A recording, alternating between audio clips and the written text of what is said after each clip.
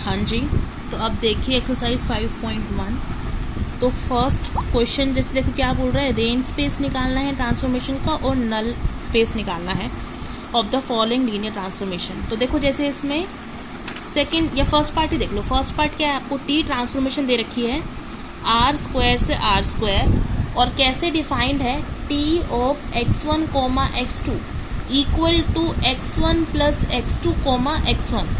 तो यहाँ पर आपका ट्रांसफॉर्मेशन कैसे दे रखी है इसमें कि अगर आप यहाँ से डोमेन से, आपका डोमेन क्या है आर स्क्वायर और को डोमेन भी क्या है आर स्क्वायर, तो कह रहा है आप यहाँ से कोई भी एलिमेंट पिक करेंगे x1 कोमा x2 टाइप का, कोई भी एलिमेंट यू पिक करेंगे x1 कोमा x2 टाइप का, तो उस पर जो टी लगने के बाद इमेज आएगी वो क्या आएगी, x1 plus x2 comma x1। तो अब आपका रेंज स्पेस निकालना है, आपको रेंज स्पेस ऑफ टी। तो बस डेफिनेशन लगाओ, आपका जो रेंज स्पेस होता है किसी भी ट्रांसफॉर्मेशन का वो किसका सब स्पेस होता है, कोडोमेन का ना, आर स्क्वायर का। और डेफिनेशन क्या होती है, इसमें क्या आते हैं, टी ऑफ यू आते हैं where U belongs to U. मतलब आप कोडोमेन से इस यू से, जो कि आपका काम कौन कर रहा है आर स्क्वायर, यहाँ से कोई भी एलिमेंट उठाएंगे तो जो उसकी इमेजेस वाला सेट होगा वो क्या बनेगा, रेंज स्पेस ऑफ टी। तो बताओ यहाँ से रेंज स्पेस ऑफ टी क्या आएगा, टी ऑफ इमेज किसकी, यू की। अब कोई भी आप वेक्टर यहाँ से उठाएंगे तो वो किस टाइप का आएगा, x1 कोमा x2 ना, क्योंकि आर स्क्वायर में क्या आते हैं, टपल आते हैं। तो आपका T of x1 comma x2 आएंगे वेयर x1 कोमा x2 कहाँ से लोगे आप, आर स्क्वायर से। मतलब आप डोमेन से कोई भी एलिमेंट लेंगे x1 comma x2 are square से, तो उसकी इमेज आएगी correspondingly T of x1 comma x2, उससे जो सेट मिलेगा इमेजेस वाला सेट, वो क्या मिलेगा, रेंज स्पेस ऑफ टी। फिर अब ये खोल दो, आपको दे रखा है T of x1 comma x2 क्या है, x1 plus x2 comma x1, where आपका x1 भी देखो, x1 comma x2 belongs to R square का मतलब क्या है, x1 भी किस में है, आर में, और x2 भी किस में से बिलोंग कर रहा है, आर में से।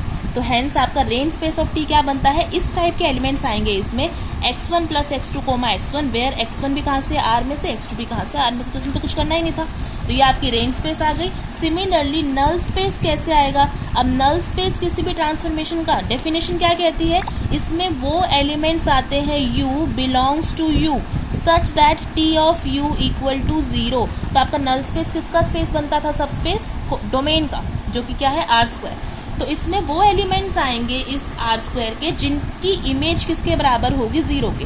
तो देखिए अब आपने कोई भी वेक्टर लिया x1 कोमा x2 कहाँ से, आर स्क्वायर से, मतलब डोमेन से, तो अगर उसकी इमेज 0 आएगी, मतलब T of x1 comma x2 किसके बराबर आनी चाहिए, 0। कौन सी 0, आपकी जो कोड डोमेन है उसके 0 एलिमेंट के, जो कि 0,0 है। तो रखो अब T of x1 comma x2 equal to 0,0, solve करो इसको। कोई भी एलिमेंट अगर आप डोमेन से उठाए तो उसकी इमेज किससे आएगी, इससे। T of x1 comma x2 क्या आएगा, x1 plus x2 comma x1, इसको रखो 0,0 के बराबर।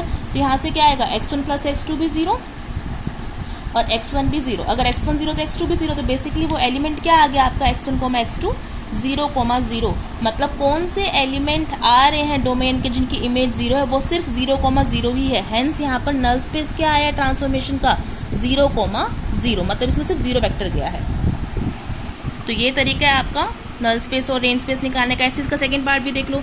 सेकंड पार्ट क्या है, जैसे आपको टी ट्रांसफॉर्मेशन दे रखी है आर स्क्वायर से आर क्यूब, तो डोमेन है आपकी आर स्क्वायर, को डोमेन है आपकी आर क्यूब। तो सबसे पहले निकालना, और डिफाइन कैसे है ट्रांसफॉर्मेशन, कि अगर आप कोई भी एलिमेंट डोमेन का उठाते हैं x1 कोमा x2, तो उसकी इमेज क्या मिलती है आर क्यूब में, T of x1 comma x2 equal to क्या मिलती है, x1 comma x1 plus x2 comma x2, इस टाइप की इमेज मिलती है। तो रेंज स्पेस ऑफ टी क्या आएंगी, देखो सिंपल वही चीज़, रेंज स्पेस ऑफ टी में क्या आएंगे, वो हर एलिमेंट की जो इमेजेस वाला सेट होगा। तो आप कोई भी एलिमेंट लेंगे x1 comma x2 belongs to R square, तो जो उसकी इमेज होएगी, मतलब T of x1 comma x2 where x1 comma x2 कहाँ से उठा रहे हो आप, डोमेन आर स्क्वायर से, और T of x1 comma x2 किस टाइप से डिफाइंड है, x1 comma x1 plus x2 comma x2। तो ये जो आपके एलिमेंट्स आएंगे इस टाइप के 3 टपल एलिमेंट्स, वही क्या बनाएंगे आपके range space of linear transformation T, where x1 x2 दोनों कहाँ से बिलोंग कर रहे होंगे, आर से। Similarly null space of T कैसे निकालते हैं, वो एलिमेंट डोमेन के, मतलब x1 कोमा x2 टाइप का टपल डोमेन से, सच दैट उस पर टी लगने के बाद, मतलब T of x1 comma x2 किसके बराबर आना चाहिए, 0 के। 0 कौन सी, को डोमेन की 0, और आर क्यूब इसकी 0 एलिमेंट कौन होता है, 0 0 0। तो आपने क्या इसको सॉल्व करना है, T of x1 comma x2 equal to 0 0 0, इसको सॉल्व करो और देखो कौन से वेक्टर्स आ रहे हैं। तो जो वेक्टर्स आएंगे वो क्या मिलेंगे आपको, नल स्पेस ऑफ टी मिलेगा। तो T of x1 comma x2 equal to 0 0 0 रखो। तो T of x1 comma x2 कैसे डिफाइंड है, x1 comma x1 plus x2 comma x2 equal to 0 0 रखेंगे। सॉल्व करेंगे यहाँ से, x1 भी 0 आ गया, x1 प्लस x2 भी 0 और x2 भी 0। तो फाइनली क्या आ गया, बेसिकली x1 भी 0 और x2 भी 0। मतलब किन एलिमेंट्स की इमेज 0 आ रही है, सिर्फ 0 कोमा 0 की। Hence null space of T में क्या गया, सिर्फ 0 एलिमेंट क्या है। तो इसी तरह से फर्स्ट क्वेश्चन करना है। Now see second question. देखो सेकंड क्वेश्चन क्या बोल रहा है, range, rank, null space and nullity निकालो फॉर जीरो ट्रांसफॉर्मेशन। देखो जीरो ट्रांसफॉर्मेशन क्या होती है, कोई भी u वेक्टर स्पेस से v वेक्टर स्पेस की अगर आपने ट्रांसफॉर्मेशन ली है तो जीरो ट्रांसफॉर्मेशन का मतलब क्या होता है, इस u वेक्टर स्पेस की आप कोई भी एलिमेंट लेंगे उसकी इमेज क्या है सबकी, जीरो। कौन सी जीरो, v वेक्टर स्पेस की, मतलब कोर डोमेन का जो जीरो एलिमेंट है वो। तो मुझे बताओ जरा रेंज क्या है इसकी, रेंज क्या होती है, इमेजेस का सेट। हर एलिमेंट का कोई भी u का वेक्टर का आप यहाँ से उठाएंगे, u वेक्टर स्पेस में से कोई भी वेक्टर उठाएंगे, सबकी इमेजेस क्या मिल रही हैं, जीरो ना। तो इमेजेस का सेट कौन बना, सिर्फ जीरो। तो रेंज स्पेस क्या है हमारे इस जीरो ट्रांसफॉर्मेशन की, जीरो। नल स्पेस बताओ अब, नल स्पेस क्या होता है, डेफिनेशन से जाओ। नल स्पेस होते हैं वो वेक्टर्स u के जो कि क्या मिल रहे हैं हमको, जिनकी इमेजेस जीरो हैं। अब जीरो ट्रांसफॉर्मेशन का तो मतलब ही यही है ना, जीरो ट्रांसफॉर्मेशन कैसे डिफाइंड होती है कि ये जो ट्रांसफॉर्मेशन है किसी भी एलिमेंट पे लगेगी u के, आंसर क्या मिलेगा, जीरो। तो u का हर एलिमेंट की ही तो इमेज जीरो है। तो नल स्पेस में कौन गए, u के सारे एलिमेंट चले गए, मतलब u वेक्टर स्पेस पूरा का पूरा ही आ गया। तो यहाँ पर नल स्पेस क्या है जीरो ट्रांसफॉर्मेशन का पूरा डोमेन वाला वेक्टर स्पेस, और रेंज स्पेस क्या होता है हमारी जीरो ट्रांसफॉर्मेशन का, जीरो। अब मुझे रैंक बता दो, नलिटी बता दो। रैंक क्या होती है हमारी, रेंज स्पेस की बेसिस के डायमेंशन। तो रेंज स्पेस में क्योंकि सिर्फ जीरो वेक्टर गया है तो इसका डायमेंशन क्या हो गया है, जीरो, क्योंकि जीरो स्पेस का डायमेंशन क्या होता था, जीरो, ही हम कर चुके हैं। और नल स्पेस कौन बना है हमारा का पूरा, ये यू वाला वेक्टर स्पेस डोमेन वाला। तो हमारा नलिटी ऑफ टी क्या होती है हमारी, नल स्पेस का डायमेंशन। तो हमारे नल स्पेस का डायमेंशन किसके बराबर होगा, क्योंकि नल स्पेस किसके बराबर आ गया, पूरे के पूरे यू वेक्टर स्पेस के। तो जो डायमेंशन मेरा यू का होगा वही तो मेरी नलिटी होगी ना। तो नलिटी ऑफ टी किसके बराबर है हमारी, डायमेंशन ऑफ यू, मतलब डोमेन। तो इस तरह से हो जाएगा। सिमिलरली इसमें आगे बोल रहा है आइडेंटिटी ट्रांसफॉर्मेशन के लिए भी आपको यही रेंज, रैंक, नल स्पेस और नलिटी निकालनी है for the dimension on a finite dimension vector space. अच्छा ये वेक्टर स्पेस V पे डिफाइंड है तो ये ना दोनों V ही कर लेना इसको, ठीक है। तो यहाँ पर भी हर जगह V हो जाएगा, बाकी सब कुछ सेम ही है। अब नेक्स्ट बोल रहा है आइडेंटिटी ट्रांसफॉर्मेशन के लिए। देखो आइडेंटिटी ट्रांसफॉर्मेशन आपकी क्या होती है किसी भी वेक्टर स्पेस से किसी भी वेक्टर स्पेस की, कि आप यहाँ से कोई भी एलिमेंट लेंगे तो उसकी इमेज क्या मिलेगी, वही की वही। जैसे अगर आपने यहाँ से x1 लिया तो उसकी इमेज क्या मिलेगी, वही की वही, सेम x1। आइडेंटिटी कैसे डिफाइंड होती है, identity transformation I of u equal to u ही मिल जाना। तो अगर आपने यहाँ से कोई एलिमेंट लिया x1 तो उसकी इमेज भी क्या मिलेगी, x1। x2 लिया तो उसकी इमेज भी क्या मिलेगी, x2 एंड सो ऑन, ठीक है। तो इस तरह से आपकी आइडेंटिटी ट्रांसफॉर्मेशन डिफाइंड होती है। तो मुझे बताओ इसके सबसे पहले रेंज स्पेस, रेंज क्या आएगी, इमेजेस का सेट कौन सा बन रहा है, देखो हर एलिमेंट की देखो सेम ही इमेज आएगी, तो ये सारी तो काउंट हो जाएंगे ना। तो आपका रेंज स्पेस क्या आएगा, ये पूरा का पूरा वेक्टर स्पेस V। तो यहाँ पे रेंज स्पेस क्या बन रहा है इस बार V, तो डायमेंशन क्या हो जाएगा, मतलब रैंक ऑफ T क्या आ जाएगी इस रेंज स्पेस के डायमेंशन के, मतलब डायमेंशन ऑफ V के बराबर।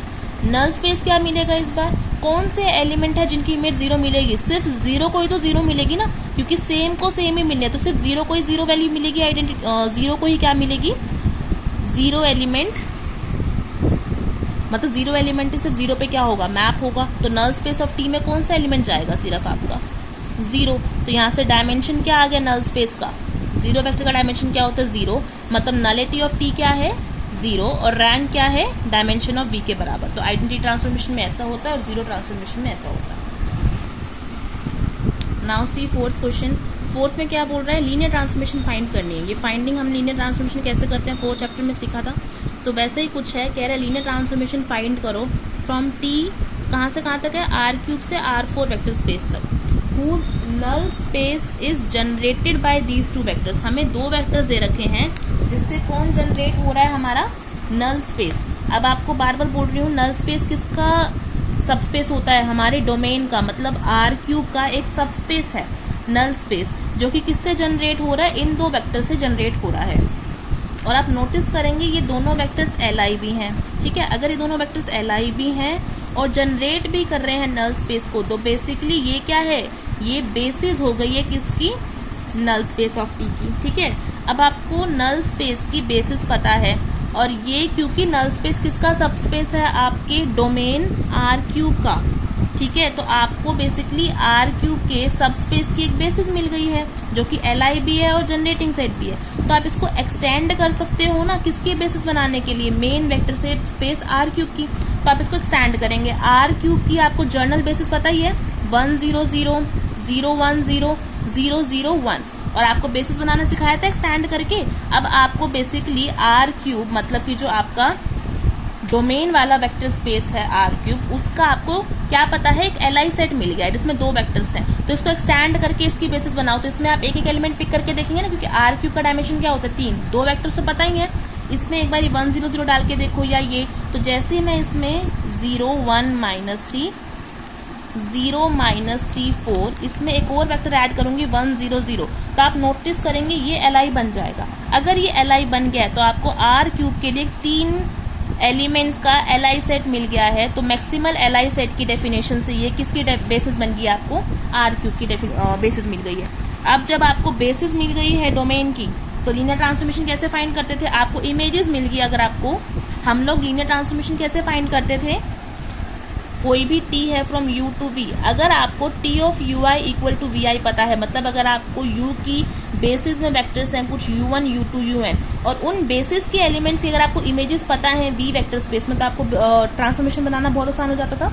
तो वही उसी रूल से आप लोग कर रहे हैं। देखो अब आपको बेसिस मिल गई है आपके आर क्यूब की, जिसमें ये 3 वेक्टर्स हैं। मुझे ये बताओ, इनकी तो मुझे इमेजेस पता है, t ऑफ 0 1 -3 किसके बराबर होगा, एंड t ऑफ 0 -3 4 किसके बराबर होगा, क्योंकि ये जो दो वेक्टर्स हैं नल स्पेस को जनरेट कर रहे थे।